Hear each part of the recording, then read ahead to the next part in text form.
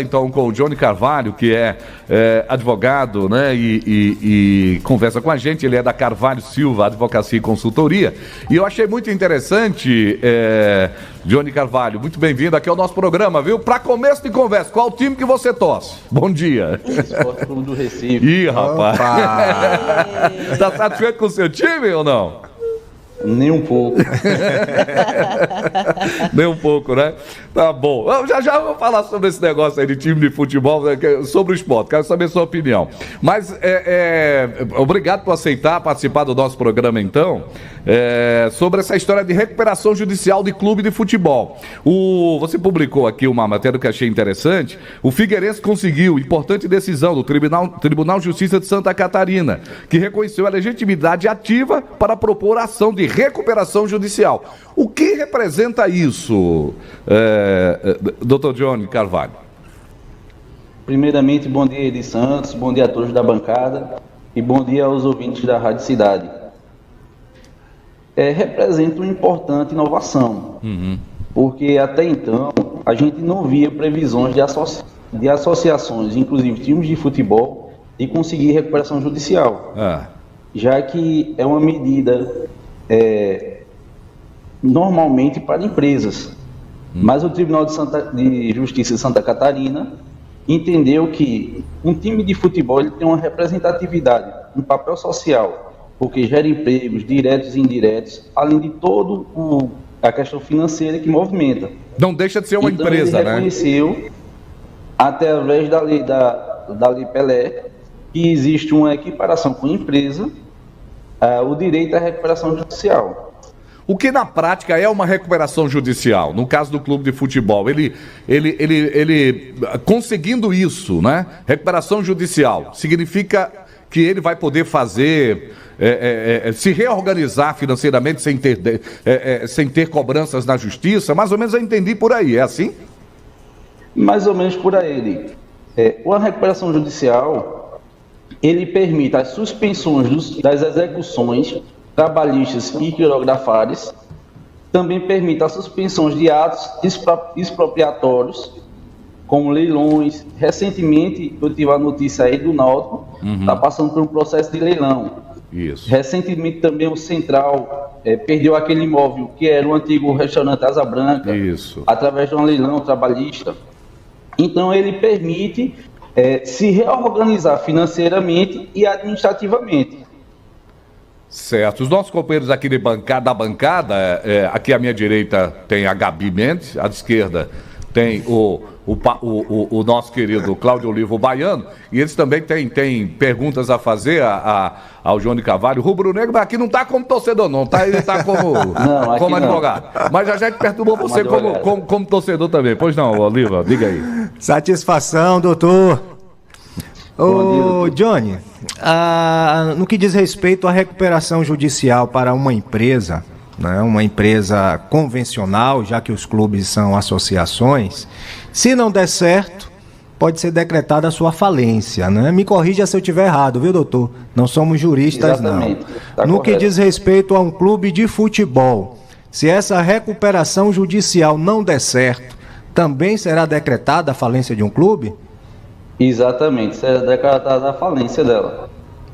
Aí vamos ter uma inovação, porque como o Figueirense é o primeiro clube em processo de recuperação judicial, tudo que acontecer em relação ao processo dele vai ser sempre inovação.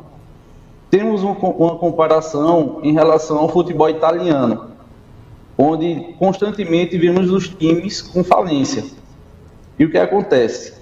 Lá o time, quando ele é decretado a falência, ele faz uma modificação do seu nome e começa como se tivesse um time novo. Os rebaixamentos de todas as categorias e assim ele poder voltar. Bom dia, doutor Johnny. Gabriela falando, e você chegou a falar aí com relação ao patrimônio do Náutico, né, que sofreu essas questões de leilões recentemente, e além disso eu queria saber quais outros benefícios para o clube, né, passar por essa recuperação judicial. O que é que isso traz de benefício, além do que você já citou? Bom dia, Gabriela. para o clube é muito importante, porque ele vai poder apresentar um plano de recuperação judicial. E ali ele vai poder acordar com os credores descontos que chegam em média de 40% a 60%, além de um período de carência para começar a fazer o pagamento. Então é muito importante para o clube, porque ele realmente pode se reorganizar financeiramente. Agora, para acontecer isso, vamos pegar aqui o exemplo do Central, com a permissão do pessoal do Central, que é aqui, né? Bem aqui pertinho da gente, tem o exemplo do Náutico, o Sport, o Santa Cruz. O Sport teve até o refletor, gente, empenhado. É brincadeira um negócio desse. Foi refletor empenhado. Mas veja, aí a gente tem aqui um clube como o Central, o Centenário, tal, com débitos, né? Vez por outra aparecem os débitos. Ele conseguindo uma recuperação judicial, se for interesse do clube, claro, né? Recomeçar. Então, esses processos todos que ele tem lá na justiça, esses processos são como que cancelados ou adiados, Johnny? A princípio, esses processos eles ficam suspensos. Sim. Porque todos os créditos, a sua exigibilidade ela fica suspensa, seja trabalhista, quirografários, só não as fiscais. Porém, nos créditos fiscais e nas execuções fiscais, o fisco não vai poder tomar os atos expropriatórios. A gente viu também recente o clube do Botafogo, e teve outros clubes que a renda da bilheteria fica penhorada. Isso. Aconteceu aqui Ou muito seja, isso, tem né? Aconteceu. Exatamente, aconteceu também aqui no Central, onde aquele dinheiro da renda já é destinado para o pagamento da execução. Então, a princípio, já acontece essa suspensão. Até porque, no plano de recuperação judicial, todos esses créditos irão fazer parte dele. Perfeito. Tem até uma matéria que a gente vai publicar, né, um artigo, que você escreveu aqui, com o tema: recuperação judicial é a vacina para a crise dos times, para a crise dos times de futebol. Os clubes deveriam buscar isso, então, né, no seu entendimento? Eu acredito que sim. Porque as cifras que se movimentam no futebol é muito grande. Então, fica difícil para os clubes a recuperação. Vamos ver aí o caso do Figueirense. São em torno de 156 milhões, aproximadamente. Então, assim, para um clube, de uma hora para outra, conseguir se recuperar é difícil. Entendeu? Então, acho que seria uma medida assim mais eficaz para o clube, para poder se reorganizar financeiramente, administrativamente e tocar a bola para frente. Agora, porque se ele vê a falência, por exemplo, ele vai ter que mudar, alterar o seu né? Recomeçar tudo. E aí perder as suas classificações nas competições. Se ele consegue a recuperação judicial, ele impediria isso? É por aí o caminho, é isso, doutor Carvalho? É por aí, sim.